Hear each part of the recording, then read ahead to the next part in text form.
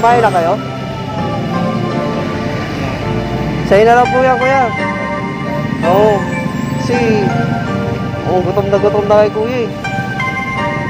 Sa'yo na kuya, yan lang manong sa inyo. May bibigay ko sa inyo, kuya. Sa'yo na.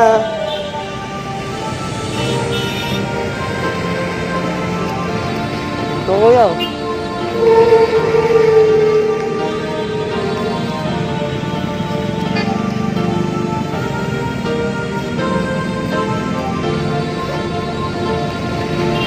Kuya,